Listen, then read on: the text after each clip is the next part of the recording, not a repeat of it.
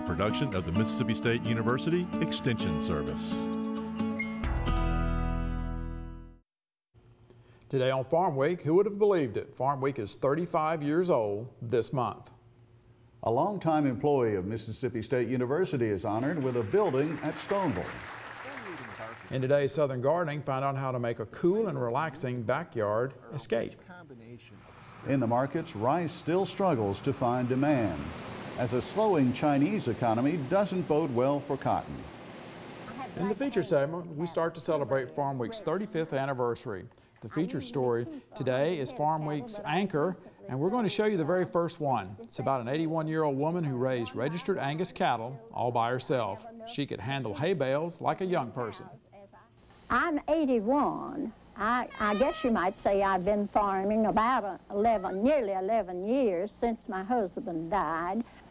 If I'm going to farm, I have no one to help. Therefore, I have to do whatever comes to be done. It matters not what it is. I have to find a way if I don't know how.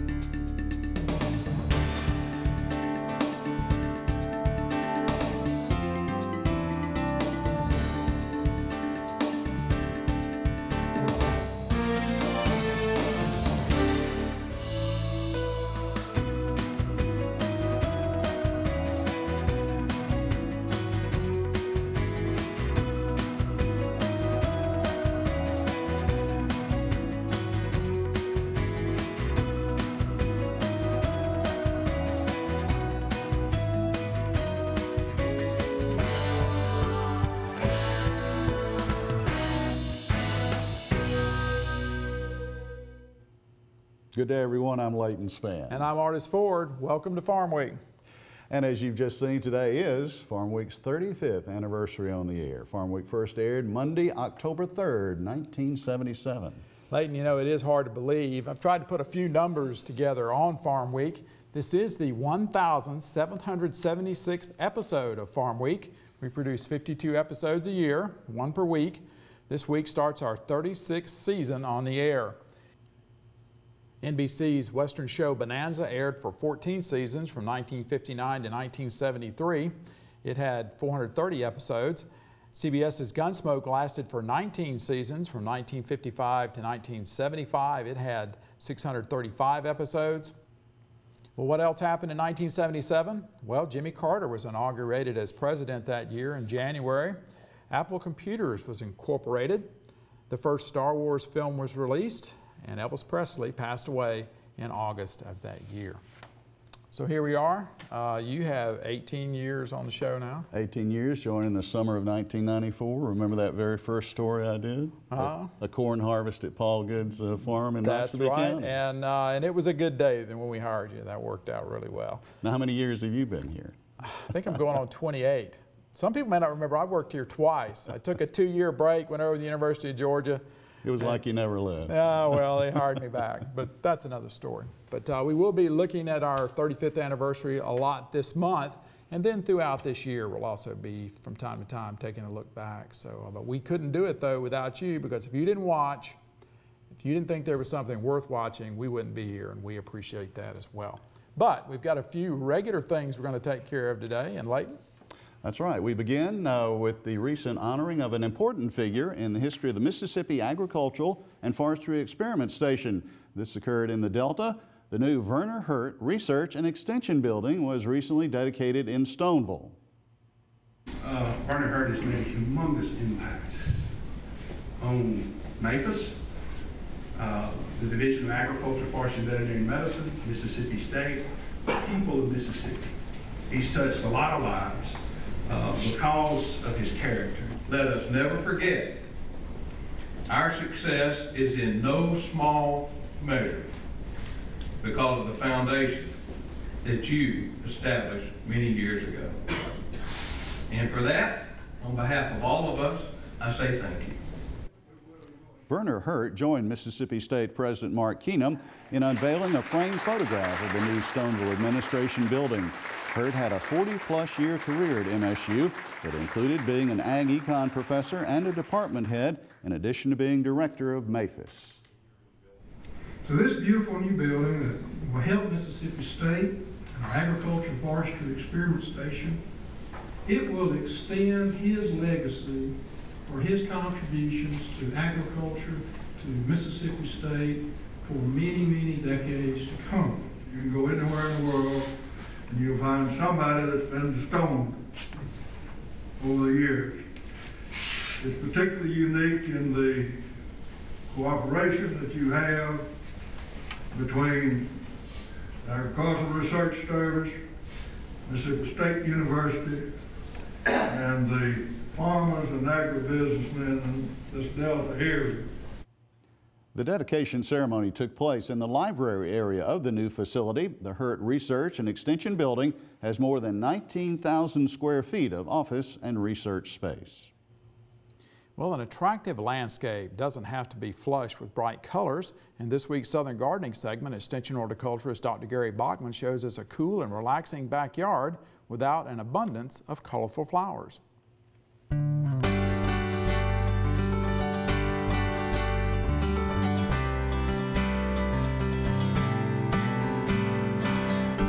You don't need a lot of color to have an attractive landscape. Today I'm visiting a cool and relaxing backyard retreat featuring many textures and shades of green. Out the back door opens up onto a shady patio. The most striking feature is the set of tall and majestic crepe myrtles. The exfoliating bark is beautiful. The plantings beneath the crepe myrtles are a rich combination of asparagus fern, dwarf mondo grass, pittosporum, and Boston fern in a hanging basket. In this side garden underneath these Japanese maples is a wonderful combination of shade-loving plants. The broad leaves of Japanese fatsia provides bold, coarse texture, and the finer texture of the serrated leaves of holly fern provides contrast. Even more contrast is obtained combining heucherella and dwarf mondo grass. The mondo grass is also very suitable for planting between the square concrete pavers. Another example of combining textures is this planting of the dramatic black magic elephant ear and Japanese holly. The coarse texture of the wooden pergola is softened by the leucotha weed growing through the back.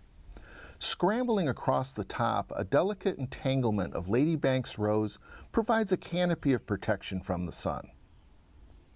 Gardens don't have to splash a lot of color to be attractive. Sometimes different shades of green and a variety of textures can establish a cool and relaxing atmosphere. I'm horticulturist Gary Bachman for Southern Gardening. Gary says that working with texture will give you a landscape that is interesting after your color-producing plants have finished blooming. Can't say that word, color. In the feature segment today, she was the subject of the first feature story on Farm Week, and she started us off right. Lillian Thornton was 81 years old when Farm Week visited, but she could work like a person half her age. I love her. In time now for the markets with Leighton. Leighton, you say there's some talk that Mid-South rice acreage may shift next year? That's right. Corn and beans may pick up those acres in 2013. Also ahead this week, we are following these stories in the markets for you. China is expected to import less cotton. The U.S. is in the catbird seat, according to some analysts, as far as soybeans for the time being, and the current huge tonnage of beef pressures cattle prices. We begin with cotton, where futures closed higher Wednesday despite a stronger dollar and sharply lower crude oil. However, there are warning signs about falling demand for cotton, most notably from China. I talked with Extension Ag economist John Michael Riley on Thursday. Well, John Michael, what's the overview right now as far as the cotton picture?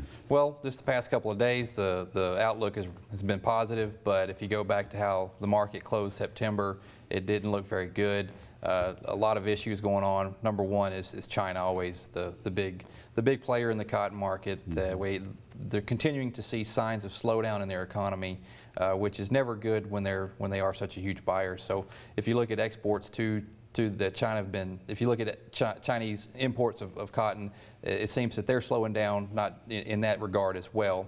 Also, another thing is the dollar index, you know, how our currency compares to other nations. And for that part of the, you know, the latter half of September, the dollar was strengthening, which makes our cotton more expensive. And also the Dow Jones Industrial, these barometers of the American economy seem to be a little tepid. Since then, the dollars began to weaken and the Dow Joneses began to strengthen, so that's been good news for the cotton prices over the past couple of days. Mm-hmm. And longer term, though, as we look into 2013, I mean, when we talk about planting season, what farmers, what crop mix farmers may have next year, it looks like cotton is probably likely to lose some acres. It's definitely in the back seat. You know, you look at the competing crops for acres, corn and soybeans, the major two in this state and in the nation, and those prices are still very strong. So there is an inclination that we will continue to see higher corn and bean acres versus cotton. The other, you know, the wild card here is South America, and there's rumbles of the fact that they're going to bump up their corn and soybean acres, which is going to limit their cotton acres, which may be beneficial to cotton as we move to next year, to next spring in the you know, northern hemisphere. So that's kind of the rumblings I'm hearing and I'm seeing, and I think that could very well play into cotton's favor if South America doesn't have those acres, and we have less acres in India and China, or less production in India and China this year. That could play into cotton's favor. And in the closing weeks of this year, 2012, as far as the price picture, likely to pretty much continue as it has been for cotton? It has been in a very narrow range for the past couple of weeks, and the likelihood of it coming out of that is probably not there. Some Mid-South cotton acreage will likely shift to corn and beans in 2013, and the possibility of rice losing acres next year to those crops is even stronger. LSU ag economist Dr. Kurt Guidry says that prices for rice can't make a sustained move higher until export demand improves. In the meantime, he believes rice prices for the 2012-2013 marketing year have limited upside potential. Rice supplies, Guidry says, continue to get bigger, and demand must pick up in order for the price situation to change. A Brazilian crop consulting company is now estimating a soybean crop from Brazil that's 2 million metric tons lower than the most recent USDA estimate. Analyst Virgil Robinson says he sees a lot of positives for the bean market right now as far as American farmers are concerned. Until about March or April of 2013, the U.S. is the sole supplier of beans for the globe. So I don't envision them collapsing beyond this $2 that they've just recently declined. I think they're approaching pretty solid ground here. We keep a seasonal flavor going for trivia. We have another pumpkin question for our quiz this week. What state is the largest producer of pumpkins? Is it Illinois, or California, or Iowa, or Arkansas? I'll tell you the correct answer in a few more minutes. We're going to pause for a short break on Farm Week. Coming up, we'll look at the calendar in the second part of the markets. Leighton Span reports there's a lot of fat cattle in the market, and trees may be the next GMO. In the feature segment today, Lillian Thornton, the subject of Farm Week's first feature story. This 81-year-old could outwork you and me.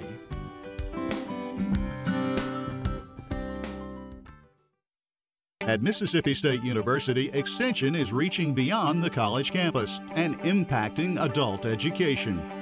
We're instructing agricultural professionals on the latest trends in research and technology, inspiring communities, empowering small businesses, and promoting the growth of healthy families where youth and adults can reach their fullest potential.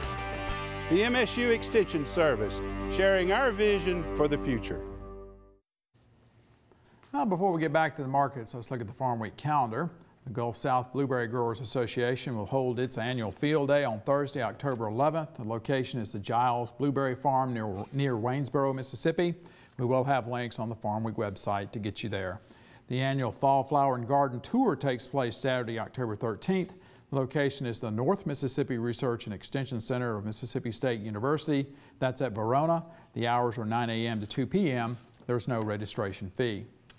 Are My Pine Trees Ready to Thin is a forestry short course for private landowners. It takes place Thursday, October 18th at the Montgomery County Extension Service office in Winona. The hours are 8:30 a.m. to 2 p.m. You'll get some actual field experience to go with your classroom work. Please pre-register by October 12th. Lunch is included in the $20 registration fee. Go to our Farm Week website at farmweek.msucares.com for information on these and other events. Now check out this week's Farm Week Snapshot.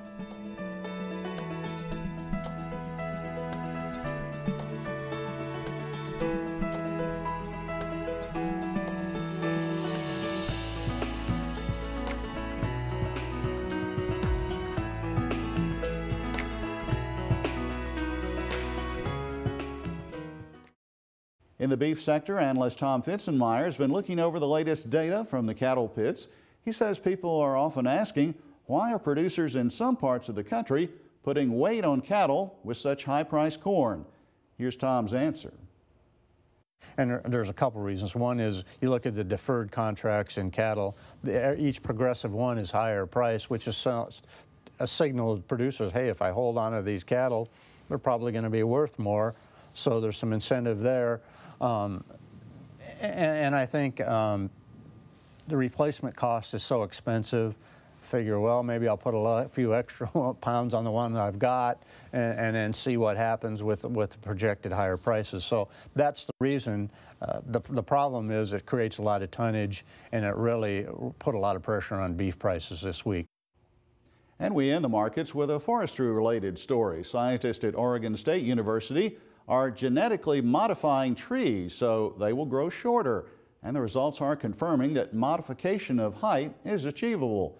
In the bigger picture, some researchers say the point is trees can be genetically engineered to have many different advantageous growth traits, and this could be beneficial as far as future developments in this country and around the world in bioenergy markets and other sectors. And the answer to the trivia quiz takes us towards the feature story. And this week, A is the right choice. The state of Illinois is king when it comes to pumpkin production, according to Brownfield Ag News. Well, as you heard earlier, this week marks Farm Week's 35th anniversary, and the feature you'll see next appeared on that first show. It's about Lillian Thornton of Raymond. She raised registered Angus cattle and did it at an age when most had long retired.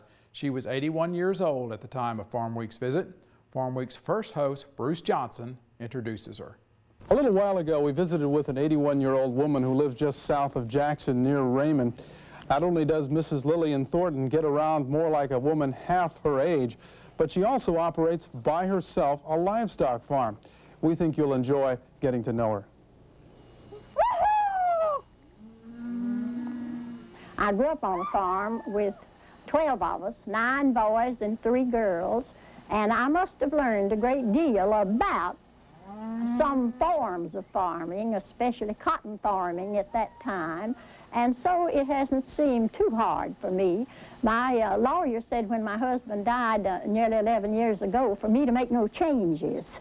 And I said, what do you mean? And he said, I mean for you to make no changes. I said, what I'm going to do with all those black Angus cows that my husband has bought that we have. He said, you're going to keep them. You know as much about it as he did. And I did. So I did keep them, and that, I think, has really meant almost the salvation of my life and my mind, because I was so busy I didn't have time to maybe grieve like I would have. I'm 81. I guess you might say I've been farming about nearly 11 years since my husband died. If I'm going to farm, I have no one to help. Therefore, I have to do whatever comes to be done. It matters not what it is. I have to find a way if I don't know how. I build my own gates. I hang them. I have a circular saw that I saw all the parts, measure all parts for a gate. Saw them all here at the house where I have electricity. Carry them to the place that I'm going to hang it.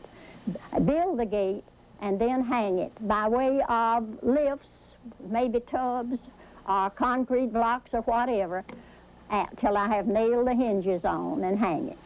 My husband had all of the fencing done before he died, but there's always breaks of one kind and another, and I repair. I have a stretcher, and usually I don't have to use a stretcher. I use 2 hammers most times to repair. I have Black Angus cattle, purebred, registered. I usually keep 100 head of cattle, but I've recently sold 67 head because they haven't been worth too much. And all of the years until last year, I've had to pay income tax on what I've made on my cattle because I'd sell some of them for breeding purposes and others to buyers whom I know. And so I have done that, but I felt that maybe I better just kind of cut down. I have only 36 now, and I'm just keeping those to kind of see whether the price goes up or whether they don't. And I raise my hay. I have 16 acres that I have cut every year for hay. And I usually get from 1,500 to 2,000 bales of hay, and that's enough for my cattle that I keep. I have a large barn that my husband made troughs all the way through, and they're big enough to hold just one bale of hay after another. I have the hay stacked back of the troughs, and I just lift those 65 and 70-pound bales over into that trough one by one until I have enough to feed as many cows as I have. I raise a garden. I would guess it's at least a fifth of an acre, and sometimes when I'm working it, I'm sure it's a half acre. I've had to water it consistently.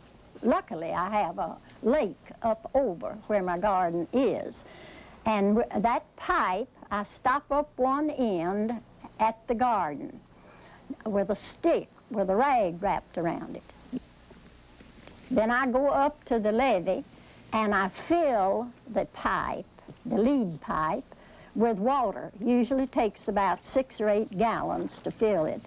And then I stick a stick with a rag on it in that and keep it very tight until I wade down into the lake and put that under water with a rock on it and then pull out the stick with the rag in it.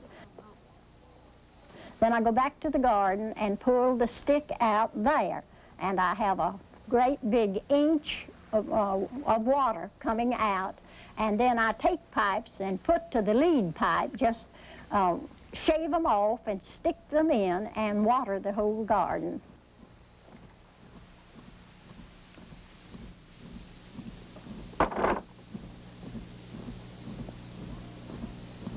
Whatever you have to do, you have to do if you have a farm. If you don't know how to do it, you have to learn.